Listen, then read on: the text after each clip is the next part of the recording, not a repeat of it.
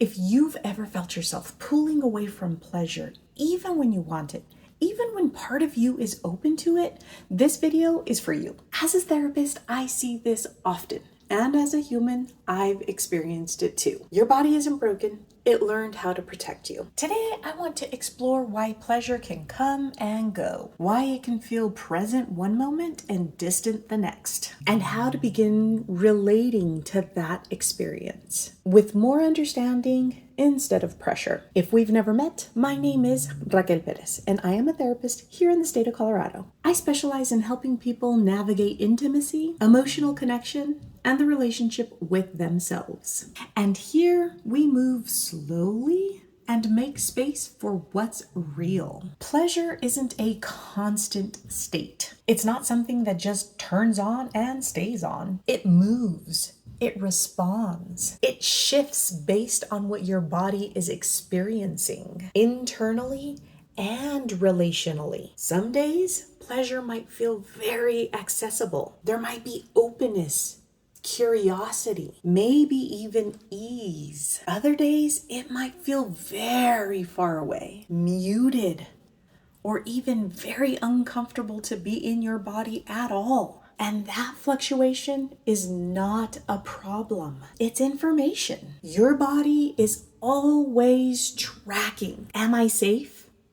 Is this okay? Do I have the capacity for this right now? And pleasure depends on those answers. It's also shaped by things like stress or emotional overwhelm, the quality of connection that you're experiencing, past experiences that your body is still holding, even how much rest or space you've had. So if pleasure feels inconsistent, that doesn't mean that it's unreliable. It means that your body is responsive. Pleasure is deeply connected to your nervous system. If your body is in protection, whether that looks like tension, pressure, shutdown, or distraction, pleasure often becomes less accessible. Not because it's gone, but because your body is prioritizing something else. Safety comes first, because from your body's perspective, it doesn't make sense to fully open to pleasure if something feels uncertain, overwhelming,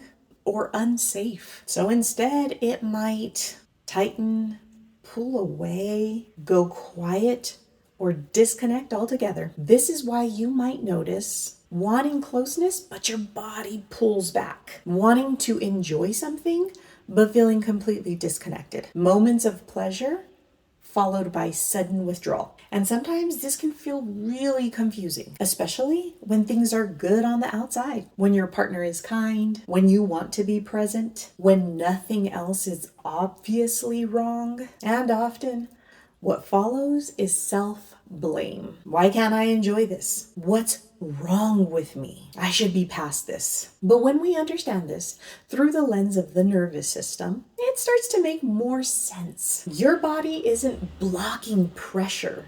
It's organizing around safety. Instead of asking, why can't I feel pleasure? We begin to shift the question. What does my body need to feel safe enough for pleasure? Because pleasure, it doesn't respond very well to pressure. It responds to safety, to pacing, to permission, and also to being listened to. When the body feels ignored or pushed, it often increases protection. But when it feels heard, even in really small ways, it begins to soften. So sometimes the most meaningful step is not trying to increase pressure, but creating the conditions where pleasure is allowed to emerge. And that can look like slowing down, honoring a no, staying present with what actually is there, even if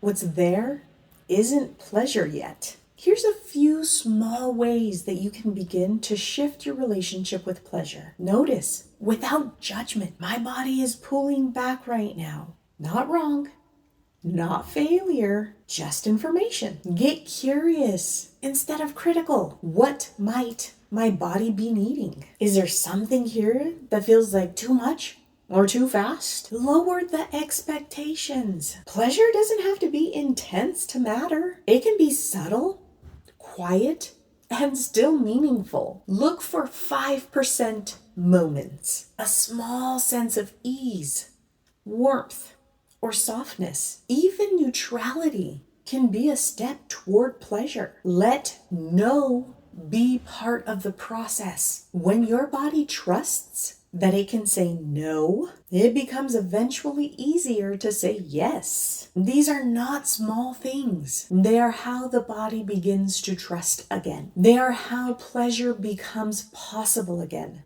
Not through force, but through safety. If this is something that you've been experiencing, I've created a guided meditation to go along with this video. It's a space where you don't have to force anything. Not pleasure, not relaxation, just an opportunity to gently reconnect with your body at your own pace. You can find that linked down below in the description. I've also created a worksheet for this series to help you reflect on your own relationship with pleasure, with prompts to explore what you're noticing, what your body might be protecting, and what actually helps you feel safer. And if you're wanting to go even deeper, I've created a free booklet called Sacred Spaces, which supports this process of learning how to listen to your body with more compassion. All of those free resources are available down in the description below. Take what feels helpful and leave the rest. And I just want to say thank you for being here. I know these are not always easy spaces to enter. And the fact that you're here, even being willing to reflect on this, that matters. Thank you for allowing me to be part of your healing space. And if this video resonated, you can subscribe to continue the series. We'll be exploring this slowly together. Well, my friend, that's all I have for today. Until next time, bye for now.